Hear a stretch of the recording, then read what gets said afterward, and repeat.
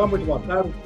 Esta Agro Mercado, Mercado Agrícola no meio do dia, aqui no seu canal AgroMais, 24 horas de agroinformação. Hoje, segunda-feira, não temos bolsas, nem em Chicago, nem em Nova York. É feriado nos Estados Unidos. Na verdade, feriado foi ontem, dia da independência, feriado importante para os americanos. Como caiu num domingo, fica transferido automaticamente para uma segunda-feira. Então, hoje, tudo parado lá, bolsas não funcionam, voltam somente amanhã. Então, a gente aproveita aqui para dar uma recapitulada do que aconteceu na semana passada, uma semana agitadíssima nas bolsas internacionais, sobretudo dos grãos em Chicago, depois da divulgação daquele relatório do Departamento de Agricultura dos Estados Unidos, o USDA, apontando aqui, para surpresa dos analistas, uma área menor do que vinha sendo prevista para a nova safra americana, que está com o plantio concluído agora. Se esperava um aumento de 7% na área de soja e veio apenas 5%. E no caso do milho, a expectativa era de um aumento de 3% e veio 2%. E além disso, um relatório dos estoques americanos, estoques trimestrais, apontados pelo USDA também em níveis abaixo da expectativa dos analistas, tanto para soja quanto para milho. O resultado foi uma explosão dos preços na Bolsa de Chicago durante o resto da semana, e a semana fechou com um saldo positivo para preços. No caso da soja, aqui um aumento de 10%, contrato de novembro aqui, que é referencial para a nova safra americana, 10% numa semana, está falando de dólares aqui, não é pouca coisa. E o milho quase 12%, 11,7%. O impacto também aqui no nosso mercado interno, sem dúvida. O milho na B3, nossa bolsa de futuros aqui em São Paulo, com alta líquida na semana de 10,7%, contrato de julho. Tudo com impacto desse novo relatório do USDA, por um lado. Por outro lado, também outro fator que ajudou a alavancar os preços lá fora foi a geada aqui no Brasil, né? O Brasil já sofrendo uma perda muito expressiva por conta de falta de chuva, no caso do milho. Só faltava isso, né? Uma geada na semana passada, 3 dias de geadas, na verdade, que derrubaram a produção de milho, particularmente no estado do Paraná, parte do Mato Grosso do Sul, também São Paulo. Não tem ainda um levantamento oficial sobre as perdas adicionais, mas algumas consultorias já falam em 4 a 5 milhões de toneladas a mais de perdas. Então, se computarmos aí em torno de 19 milhões de toneladas perdidas com a seca, mais umas 5 com a geada, estamos falando aqui de 24 milhões de toneladas, né? Perdidas com fatores climáticos negativos. Há muito tempo que não se viu uma quebra desse tamanho numa safra só. Então está aí o Brasil com estoques apertados de milho, e isso, claro, também repercutiu lá fora, mas muito mais aqui dentro, com os preços subindo fortemente no mercado interno brasileiro, que, é claro, isso aí agrava ainda mais uma situação que já era crítica em termos de abastecimento aqui, sobretudo no mercado de rações, para os setores de aves e suínos, que são os principais consumidores de ração animal. E o milho é o ingrediente principal. Para complicar ainda mais a situação toda, a alternativa de importação, já que o Brasil vai ter que importar bem mais milho do que já era previsto, uma das alternativas era a vizinhança, aqui, especialmente o Paraguai, né? Que tem uma produção razoável de milho. O problema é que a geada também atingiu o Paraguai. E lá, em princípio, os cálculos iniciais apontam uma quebra ainda maior, ou seja, praticamente 50% perdidos aqui por conta de geada. Então, é uma situação complicada. Sobrou a Argentina aqui um pouquinho. A Argentina está com uma safra razoável sendo colhida nesse momento. Talvez aqui isso nos ajude aqui a amenizar o problema interno de abastecimento de milho até o final do ano. Enfim, situação crítica, e o resultado foi esse, uma explosão de preço, tanto lá fora quanto aqui dentro. Bom, que mais? Semana passada também tivemos uma alta expressiva do açúcar, uma alta semanal de quase 5%, 4,9%, e o destaque negativo foi para o café arábica, que escapou da geada, portanto acabou caindo. Aqui não, lá na Bolsa de Nova York, café arábica, queda de 3% no saldo da semana. O efeito nos preços internos aqui teve ainda um componente adicional, que foi o dólar, né? O dólar fechou a semana com a valorização semanal de 2,4%, voltou para patamares acima de R$5. Isso, cara, ajudou a dar uma alavancada até nos preços internos também, especialmente no caso do milho, que a gente vai ver daqui a pouquinho. Mas antes disso, vamos para a nossa entrevista ao vivo desta segunda-feira, para falar sobre um outro produto extremamente importante que também vem sofrendo com condições climáticas adversas, que é o nosso feijão de cada dia. Eu tenho a satisfação de conversar agora com o Marcelo Líderes, que é presidente do IMBRAF, Instituto Brasileiro do Feijão. Marcelo, muito boa tarde, muito obrigado por nos atender aqui no nosso Agrimercado. Bom, antes de mais nada, vamos falar exatamente de clima, né? Ou seja, como é que está o feijão em relação a condições climáticas esse ano. Eu vi uma notícia aí do Paraná, que é o principal estado produtor, e que as perdas por lá também não são de pouca monta. É isso mesmo, Marcelo? Muito boa tarde. Boa tarde, Silmar. Prazer em estar aqui com você. E realmente é isso, né? Nós não temos tido para o produtor e, consequentemente, para o consumidor boas notícias aí vindas do feijão, afetado que foi por um primeiro semestre onde nós tivemos a primeira safra, aquela que é colhida entre janeiro, fevereiro e março, com uma área menor em função dos bons preços das commodities, né? Tanto soja quanto milho, e depois uma safrinha que é aqui colhida entre abril, maio, junho, afetada e muito pela estiagem, né? Num estado que é grande produtor como o Paraná, e também parte afetada também em Minas Gerais, que é o segundo estado que mais produz feijão. E aí as geadas que ocorreram a semana passada, que tiveram um grande impacto aí que nós vimos nas commodities em geral, também vão afetar a produção de feijão na medida em que o estado de São Paulo, nesse momento, tinha em desenvolvimento algumas lavouras, ainda que não seja em algumas regiões o recomendado nessa época, mas seria muito bem-vindo uma produção daquele estado. Mato Grosso do Sul, que dentro do tempo certo, né, tinha a previsão de colheita aí nos próximos dias de feijões também, foram afetadas. E até mesmo em Goiás, né, na região de Rio Verde, Montevidéu, há registros de geadas e o feijão é uma cultura que sente muito, né, o frio, né, não precisa ser uma geada para parar o desenvolvimento da planta, também afetadas. Então, nós temos aí, sem dúvida nenhuma, o clima marcando bastante também a produção de feijão do Brasil. Marcelo, eu não tenho notado aqui, acompanho os preços quase diariamente aqui no caso do feijão, não tenho notado muita evolução dos preços com o impacto dessas perdas. Os preços praticamente estão estáveis ultimamente, numa faixa bem abaixo já dos R$300, ele fala em preço de 250, dependendo do tipo de feijão. O que explica essa letargia, entre aspas, digamos assim, dos preços em relação a toda essa perda que a gente tem visto acontecer, né? Certo. É que nós tivemos aí, primeiro, olhando o histórico e o que vem acontecendo recentemente, nós temos tido uma certa concentração na oferta somente no segundo semestre. Nós temos uma oferta razoável, mas que vem caminhando para uma diminuição no primeiro semestre.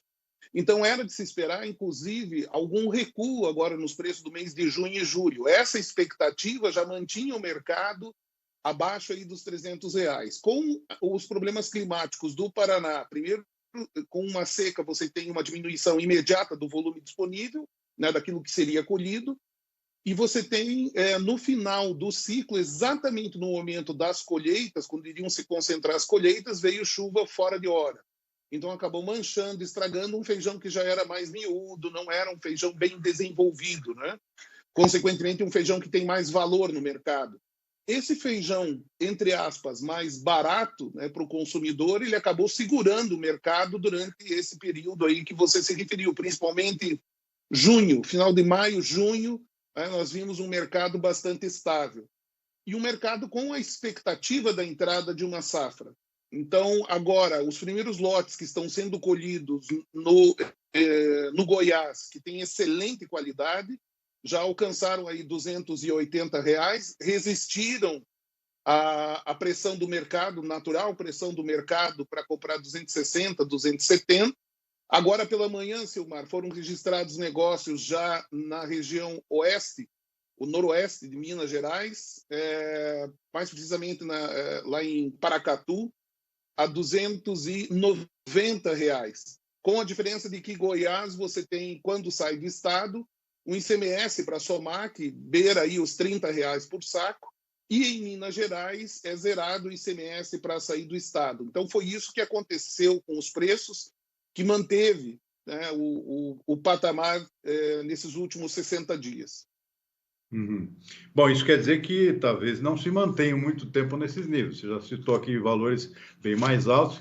Segundo semestre, então, podemos ver o quê? Um patamar mais alto ainda do que esses, não?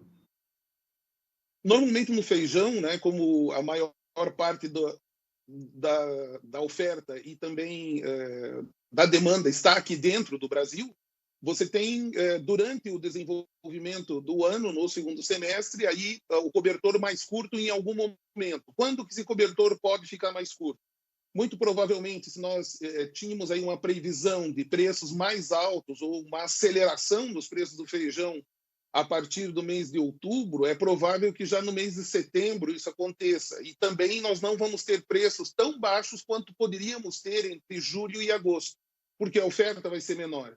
Um outro fator muito importante, eu acredito que seja o que você mencionou aí, do impacto, tá, na produção de proteína animal.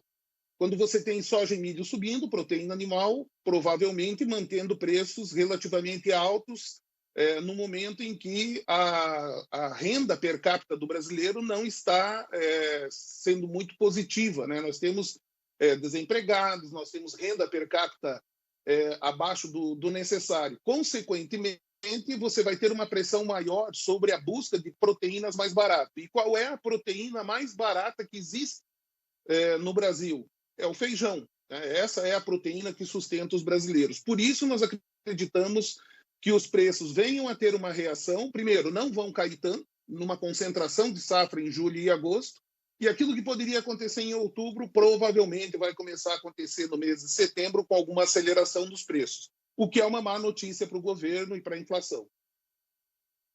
Pois é. Agora, previsão para a próxima safra.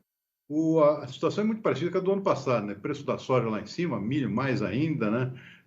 Concorrência grande aqui, novamente, desses dois produtos principais aqui. Você acha que o feijão tem chance de aumentar a área na próxima safra com esse cenário? Não? Os preços mais altos podem haver? Não, né? Não. O produtor hoje ele considera, para começar a fazer as contas, a possibilidade de ter alguma garantia de que os preços não vão ficar abaixo dos R$300. Essa garantia ele não tem de lugar nenhum. E, obviamente, a área de soja aumentando, a área de milho aumentando para o ano que vem, significa uma área menor de feijão. Então, nós entendemos e temos buscado algum acordo e apoio, inclusive, em Brasília, para que nós tenhamos uma política para a produção de feijão diferenciada. Afinal de contas, o feijão é totalmente diferente das outras commodities. Por isso, precisa de uma política de incentivo à produção totalmente diferente também. Aliás, falando nisso, vocês tiveram uma reunião da Câmara Setorial do Feijão na semana passada, né, no Ministério da Agricultura.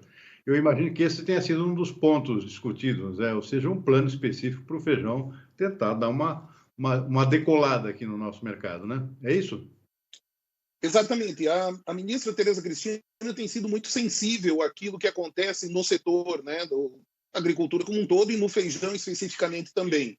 Então, o que foi solicitado? Que nós fizéssemos um estudo sobre o Plano Nacional de Feijão, que foi concebido pelo setor há 3 anos atrás, e que grupos de trabalho focassem em aspectos importantes para que nós tenhamos essa nova política para a produção de feijão sendo implementada.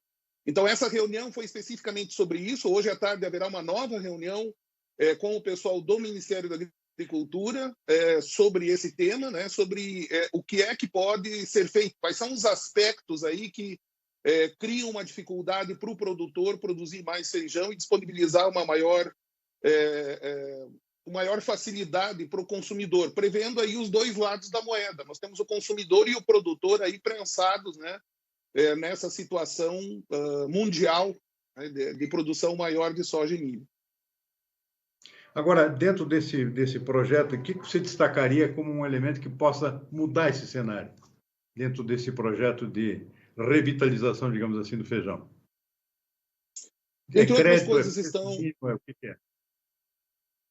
Alguma política de crédito diferenciado, né? O preço mínimo já se mostrou em outras circunstâncias como não sendo uma ferramenta ideal. Ela pode ser uma auxiliar, principalmente na agricultura familiar, que o Brasil é um grande dependente da produção de feijão da agricultura familiar, então alguma coisa nesse sentido, mas uma política mais ampla, onde nós tenhamos também contemplando também que a exportação é uma chave para abastecimento interno. Parece uma coisa totalmente doida afirmar isso, mas pensa comigo, nós precisamos dar ao produtor a tranquilidade de que ele pode gerar excedentes. Para gerar excedentes, nós temos que ter mercado mundial para feijão carioca, que ainda não existe. Então, essa é uma linha a ser seguida, por exemplo, de trabalhar fortemente um incentivo ao consumo mundial, que passa fome em muitos países, aí assim, do feijão carioca, criando a possibilidade de gerar excedente e ter uma liquidez. E a outra é, dentro do mercado interno, uma tranquilidade para que o produtor crie excedentes de feijões variados, feijão rajado e feijão vermelho, por exemplo, feijão calpi também, feijão preto, né? Esses são passíveis de terem um aumento de produção, dando tranquilidade ao produtor, porque eles têm mercado mundial. Então, atendemos os 211 milhões de brasileiros com a sua demanda, e se tiver excedentes, temos a tranquilidade de buscar um mercado lá fora. Eu acredito que o livre mercado vai continuar sendo a chave para isso. E o livre mercado passa por essa facilitação de nós acessarmos o mercado mundial também. Sem dúvida, você tocou num ponto essencial aí, porque isso me remete, por exemplo, ao exemplo do arroz. O arroz era um produto exclusivamente de mercado interno, alguns anos atrás. Começou a se abrir oportunidades de exportação, isso deu mais liquidez ao mercado, animou o produtor, e hoje a realidade é completamente diferente. Temos um mercado bem mais fluido hoje e que anima o produtor, por exemplo, a investir na cultura. Eu acho que isso pode acontecer com o feijão também. O Brasil passou a exportador de arroz, né? Exportador até importante aqui, abrindo novos mercados. Eu acho que o feijão pode trilhar o mesmo caminho, que seria bom para todo mundo. Ô Marcelo, a gente fica por aqui. Eu quero agradecer muitíssimo a sua participação mais uma vez aqui no nosso Agrimercado. Uma boa tarde, uma boa semana, uma boa safra para todos nós aí. Até a próxima. Obrigado, uma boa semana a todos aí. Um abraço a todos. Obrigado. Muito bem, vamos em frente com o nosso Agrimercado de hoje. Hora de conferir mercado físico. Vamos começar pela soja. Soja hoje pela manhã, preço aqui refletindo as condições do mercado na semana passada. Temos aqui algumas quedas, algumas altas. Aqui tem influência aqui tanto da fechamento da sexta-feira, a gente teve uma semana positiva em Chicago, por exemplo, mas na sexta-feira o mercado deu uma recuadazinha, então isso está se refletindo aí, juntamente com o comportamento do câmbio. E tem preço aí para tudo que é gosto, estabilidade, altas e também algumas quedas, dependendo da praça que a gente acompanha. Uma valorização particularmente lá no sul, extremo sul, Passo Fundo com alta. No Paraná, estabilidade, e no Mato Grosso, sim, aí algumas quedas em Rondonópolis e Sorriso, particularmente, e também em Goiás. Vamos ver o milho? O milho, ao contrário, até pelas situações específicas internamente aqui do clima, que não tem ajudado nada, pelo contrário, derrubando sucessivamente a produção. O resultado está aí, ó. O preço não para de subir, volta a subir com força. Cascavel, R$ 92,00, alta de 2,2%. Tem altas também em Rondonópolis, 2,7%. Uberlândia também. Carazinho, Rio Grande do Sul, um salto aqui de 3,5% para R$ 89,00. Carazinho chegando perto dos 90 outra vez. Então está aí o retrato do milho, refletindo realmente a escassez de oferta no mercado interno, que vai continuar por mais algum tempo ainda. Muito bem, vamos em frente com as nossas informações. Daqui a pouco a gente vê mais a segunda parte do nosso mercado físico, mas antes disso tem as nossas notícias desta segunda-feira. A projeção do mercado para a inflação deste ano já ultrapassa a marca de 6%. E os especialistas consultados na pesquisa Focus do Banco Central, divulgada nesta segunda-feira, passaram a ver maior aperto monetário em 2022, de acordo com o levantamento divulgado nesta segunda-feira. A expectativa para a alta do IPCA este ano chegou a 6,07%, de 5,97% na semana anterior, superando o teto da meta oficial. Para 2022, o cálculo para a inflação teve leve ajuste para baixo de 0,01 ponto percentual, a 3,77%. Com a inflação elevada, os economistas passaram a ver a taxa básica de juros em 6,75% no ano que vem, ante 6,50%. Em relação ao PIB, houve melhora na estimativa de crescimento para este ano, com a expansão calculada em 5,18%, ante 5,05%. Para 2022, também houve ajuste de 0,01 ponto percentual para baixo, a um crescimento esperado de 2,10%. E o governo federal espera atrair mais de 260 bilhões de reais em investimentos novos para infraestrutura, particularmente ferrovias, mas também estradas, até o ano que vem. Expectativa anunciada pelo ministro da Infraestrutura, Tarcísio de Freitas.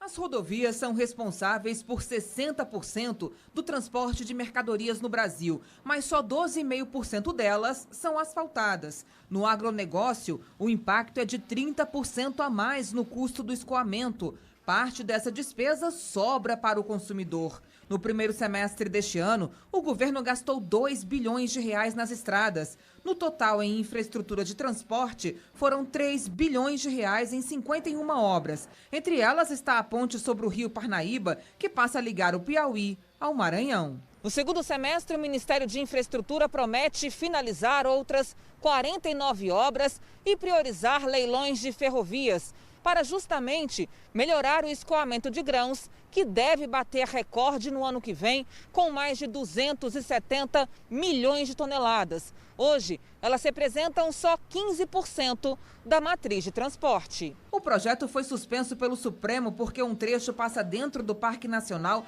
do Jamanchim, onde há reservas indígenas. Tarcísio de Freitas acredita que o leilão vai ocorrer ainda este ano. A gente tem um valor no fluxo de caixa da Ferrogrão extremamente interessante para compensações ambientais, para também o atendimento às demandas dos povos vulneráveis que são atingidos. Com os leilões previstos até 2022, a expectativa do governo é atrair mais de 260 bilhões de reais em investimentos e gerar 3,6 milhões de empregos em todo o país.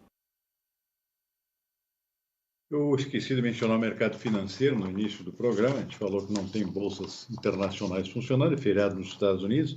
Aqui no Brasil, o mercado financeiro, embora ainda também sofrendo a falta de referência externa, operando com alguma oscilação importante. O dólar, praticamente, está subindo, 0,5% agora há pouco, R$ 5,08, refletindo basicamente fatores internos aqui, agitação no setor político, aqui, institucional, novas acusações em relação à CPI da Covid, acusações, inclusive, envolvendo o próprio presidente da República, que está nas manchetes nesta segunda-feira. E o dólar, e a Bolsa operando em queda, 0,4%. O dólar subindo 0,5% para R$ 5,08. Índice Bovespa na B3, mercado de ações caindo 0,4%. Quebra de safra no Paraná. O Departamento de Economia Rural da Secretaria da Agricultura Paranaense divulgou um relatório novo apontando aqui mais quebras na safra paranaense de grãos. A área plantada em 2020 e 2021 foi de 10,4 milhões de hectares e a produção está estimada em 38 milhões de toneladas. Os dados apontam redução de 8% em relação à safra 2019-2020, mesmo com a área plantada 3 vezes maior. Os números foram divulgados no relatório mensal do DERAL. O feijão teve produção de 276,6 milhões de toneladas, uma redução de 46%. O milho, 9,8 milhões de toneladas, redução de 33%. O café, 50,2 milhões de toneladas, com redução de 10%. A soja, 19,79 milhões de toneladas, uma redução de 5%. E a Abramilho, a Associação Brasileira dos Produtores de Milho, reduziu sua estimativa para a safra total de milho, a safra que tem andamento nesse momento, por causa dos impactos negativos do clima na produção. O relatório considera a data de 29 de junho e mostra que a safra total 2020-2021 de milho deve alcançar 88,8 milhões de toneladas, um recuo de 10 milhões de toneladas na comparação com a estimativa anterior. Segundo a Abramilho, a escassez de chuvas e a baixa umidade do solo nas principais regiões produtoras são os principais fatores para a previsão de queda na produção. No que diz respeito aos preços, a tendência para os próximos dias é de volatilidade no mercado interno, com o setor atento ao câmbio e aos impactos climáticos com eventuais geadas, e também monitorando as projeções de área plantada e produção para o ciclo 2021-2022 nos Estados Unidos. Muito bem, nós vamos ficando por aqui com o nosso Agrimercado desta segunda-feira. Uma boa tarde, uma boa semana. E lembrando que 18h30, agora, fim da tarde, estamos de volta com mais informações aqui com o Consultor AgroMais. Boa tarde e até lá.